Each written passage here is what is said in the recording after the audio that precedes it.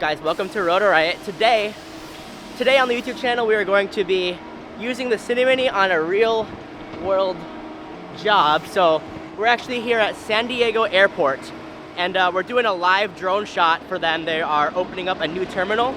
So we're gonna be using the Cinemini to do kind of an outdoor to indoor live stream shot to show off the place.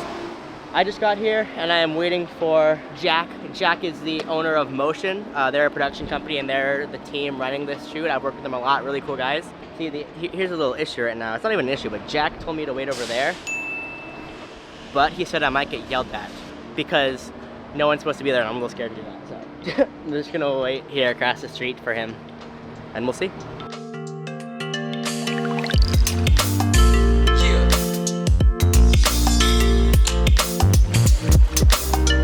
With Motion. Which company? Motion. Yes, sir. So my name wasn't on the list, or honestly I think there was a little bit of a language barrier there, so we're just gonna wait around till Jack gets here, which will be soon.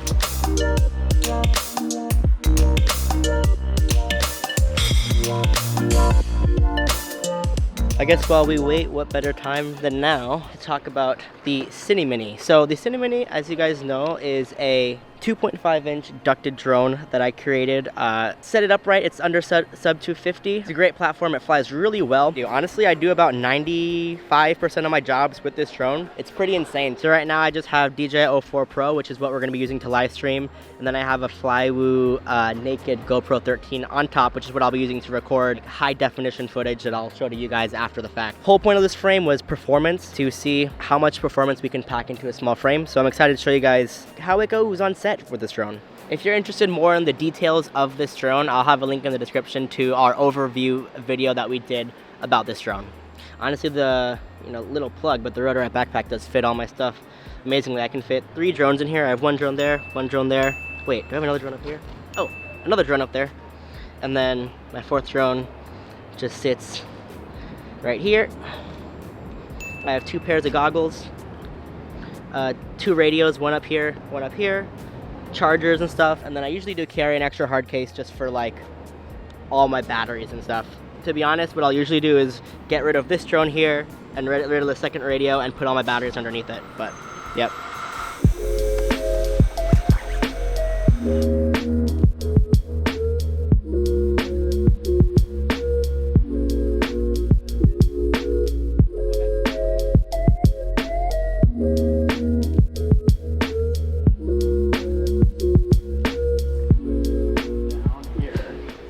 In the door downstairs, and then back up to the event by the escalator. So it'll be downstairs that I'm flying. You'll be flying outside here. Outside, okay. Yeah. In the door downstairs and like up that escalator. Okay. So far, I think TX will be okay. I think so too. Feeling that? Yeah. Okay. Okay. So I just we need to figure out where pathwise it's going to work. Yes. We're going to want to start the drone next to the plane on the far side. These doors are propped open. We're going to fly into GPS. We're going to fly into GPS. And then back out those doors. Yep. So My through here. DJ is set up on this stage. I'm just happy that all these windows are glass. Hopefully have decent RF. So I think you guys understood the general route that we're going to take. We're going to go ahead and just scout the rest of the route and just go over the little details, but I'll see you guys in a sec.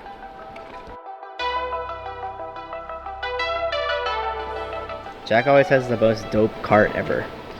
Dude, our carts the last few days were so sick.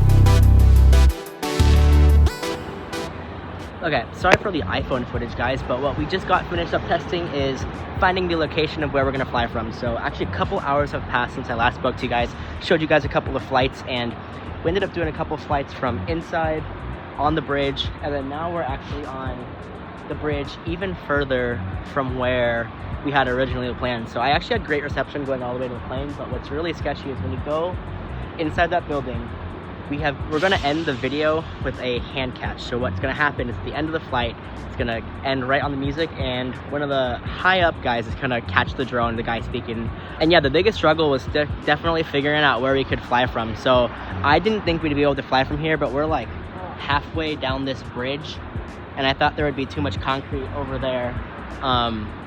But it actually worked out really well. So steadily throughout the whole thing, I'm getting like 15 megabytes per second. You know, it gets definitely stronger at 60 over there, but as it gets towards the end, I'm hovering around 15 megabytes per second, which is great. It looks good enough for the live feed. So all we're doing is just one live shot, and that's about it. Cinemini's been doing good. We will also be recording high definition with the GoPro on top, just so that when we post it to Instagram and on socials, you get to see the stabilized version. But we will also show you guys what the raw live feed looks like from the Cinemini. So right now it's kind of just a waiting game. We're gonna do 1 or 2 practice catches with the chairman guy, and then we're just gonna be sitting around until we do the shot. So you learn production, it's a lot of sitting around, right? It's a lot of just sitting around and just waiting.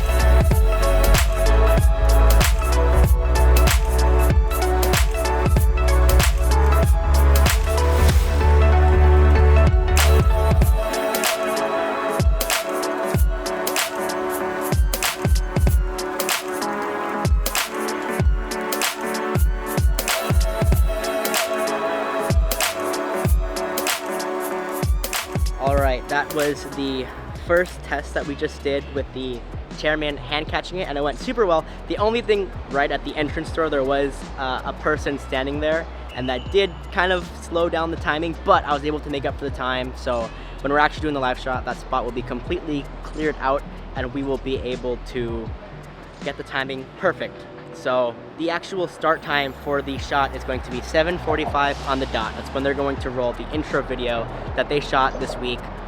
So I have about 36 seconds after 7:45 for when my shot starts. Like I said, it's just a waiting game from here on out. So see you guys in like a couple hours. Is the Cybertruck the perfect production car? Yes, definitely, 100%. You can charge it, unplug it there. That's honestly, yeah, it has so much electricity. Like, look, there is. You can plug it. You're using all the power for that. Powering everything. They've thought of everything, guys. Everything. So, yeah, so the permits here were apparently pretty hard to get. Thankfully, Jack did them all. I didn't have to do any of them, but as far as I'm concerned, approval from airport, from Coast Guard, I think, one of the people on water, as well as the FAA, and then some other security things. So I'm really happy we were able to do this shot. So thank you to the San Diego airport and everyone who helped get all these permits pushed through. But yeah.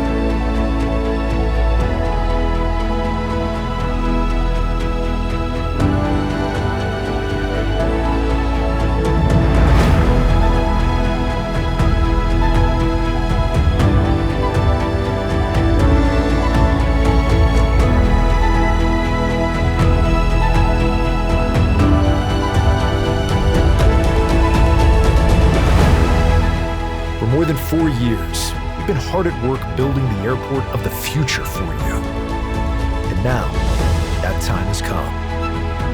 Thank you for being here to celebrate with us. Welcome to Terminal 1.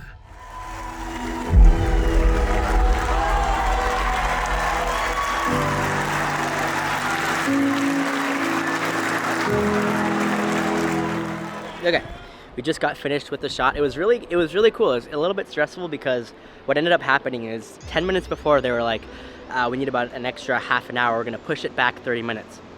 And then like 3 to 4 minutes before the time it was supposed to be, they were like, oh, actually everyone's here. Let's go ahead and do it now. So when you're doing production, you just gotta always be prepared for anything to happen. Thankfully, the whole team was ready, and I think we crushed it. There was a little bit of a point at the end where it was like, oh no, I gotta go faster, but I think it ended up looking pretty good.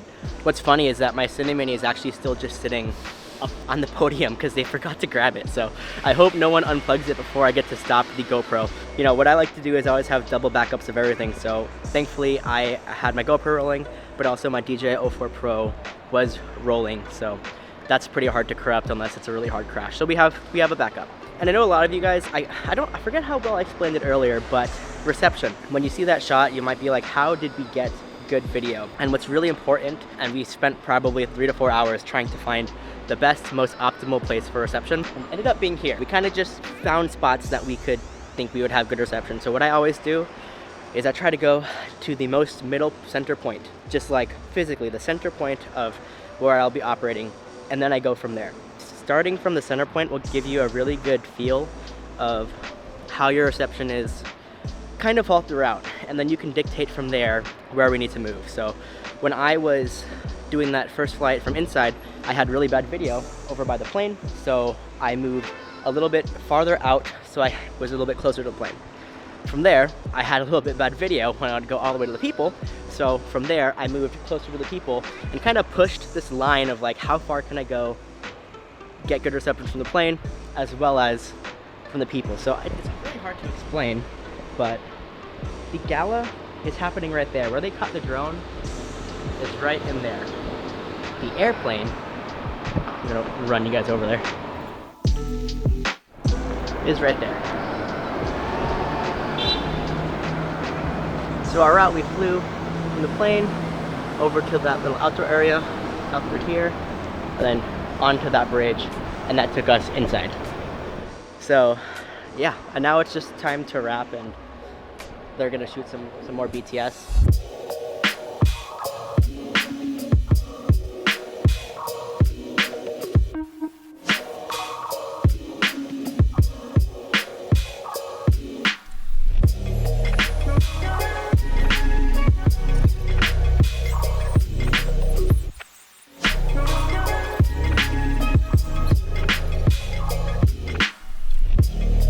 So unfortunately, you guys didn't get to see any of the awesome BTS that Jake just shot. However, you got to see the BTS of the BTS. Let's go. Let's go, BTS of the BTS.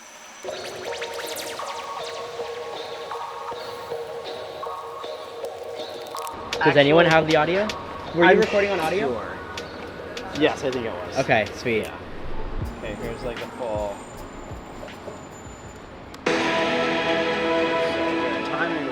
The timing, I couldn't hear the music, so I was like, I hope. You could hear it, yeah. Was the countdown helpful? The countdown was so helpful. Totally forgot to change my white balance, but we'll fix it. Yeah, that's okay. Yeah. This guy, I was so sad when he turned around. This person was fired. Yeah. But that guy, I was like, The waving. is that actually the timing? Yeah. There's no, that's actually the timing? That's the actual That's the actual, dude. That was perfect. Dude, W timer, pretty man. That worked out very well. Dang. Yeah. Nice. Right? Dude, like coming around like right here, it was lit. Like, look at the people. Welcome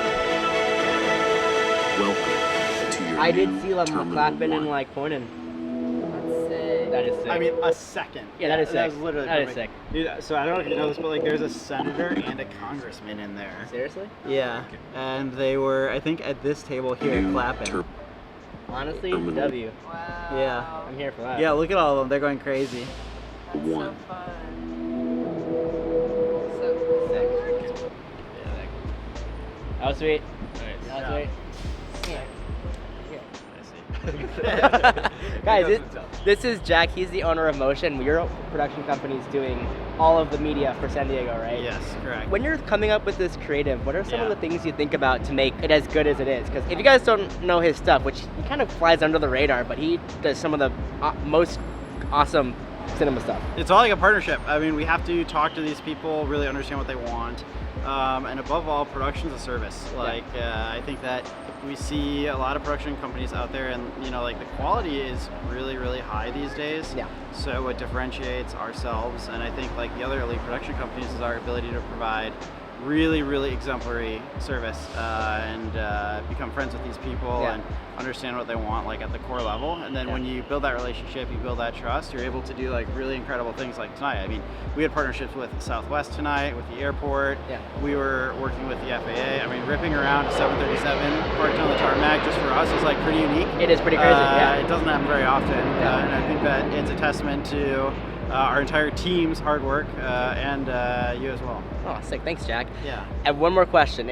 Was there something that kind of went wrong today that you feel like you had to divert, you know, and how did you go about that? Yeah, good question. First was connectivity with the drone. So we did quite a number of test flights all around the area, and for some reason this building presented some really unique RF challenges. The glass building. Yeah, the glass building. I think that, you know, it was curved and it was reflecting our radio waves back at us.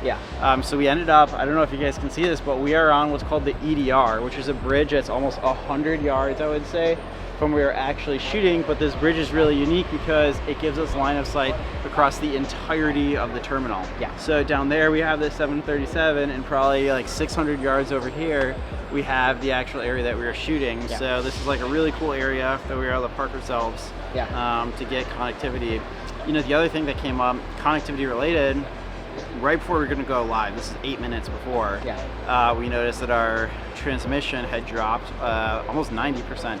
Actually, down to 3 megabytes. Crazy. And we had to diagnose really quickly what was going on. It turned out to be a photographer's flash. That was the only thing in the RF sphere that turned on. I could not have imagined that could have caused that bad of a video, but it did. Yeah, dude, like when I saw it, I mean, it was the only thing that had changed. So I was like, gotta track down that photographer. Like, I don't know who they are, what they're doing. We turned it off right away and we went from 3 back to 35. Exactly. Yeah. Sweet, What Jack. about you, Bobby? What are you most proud of today? I want to know that. Honestly, the timing and how well it worked out. I know like half of that is on you, just for counting me down, but right when it happened, I was like, oh shoot, I was late. But just trust your guy on the inside and it'll all go well. So I don't know. The one thing I do wish is that the shot was done a little bit earlier, because it looked better during the day. It was a little dark. But besides that, I mean, it was a really cool opportunity. I mean, who gets to fly at an active international airport? This is true. This is true. So I think that it's important to note that you did, you know, we did a couple of test flights. We probably did 5 test flights throughout the day just to figure out, you know, this is the spot that we want to be. But what a lot of people don't realize is that we did 3 rehearsals. That was all it took. So we rehearsed this shot that we just got for maybe a combined total of 6 minutes. And I think that that's a testament to your professionalism, to everyone else's professionalism, and our ability to really perform under pressure. And we only got 1 test with the chairman to catch the drone. He did a great job, because some people are just really stiff. That but guy he like was caught it. Stoic. I mean, he crushed it. He crushed it. Yeah. Sick, dude. Thanks, Nice Jack, job. for your words of wisdom.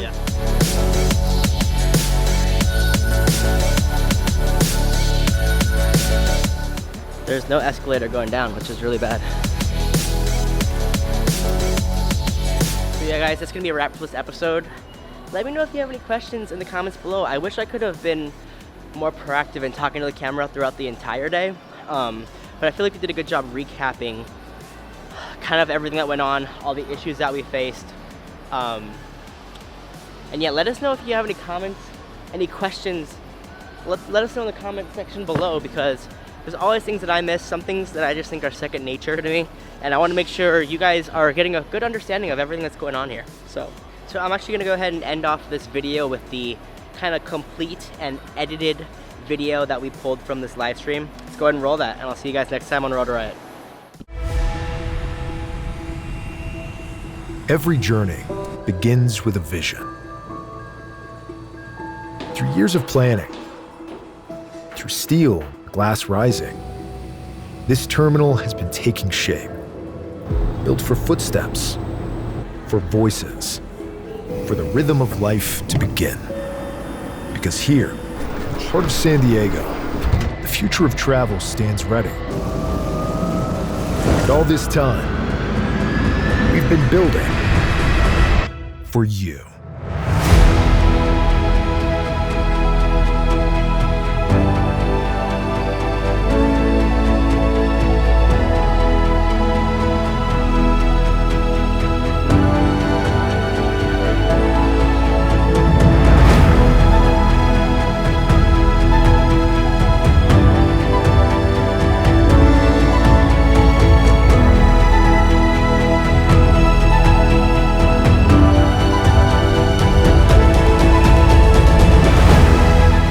For more than 4 years, we've been hard at work building the airport of the future for you.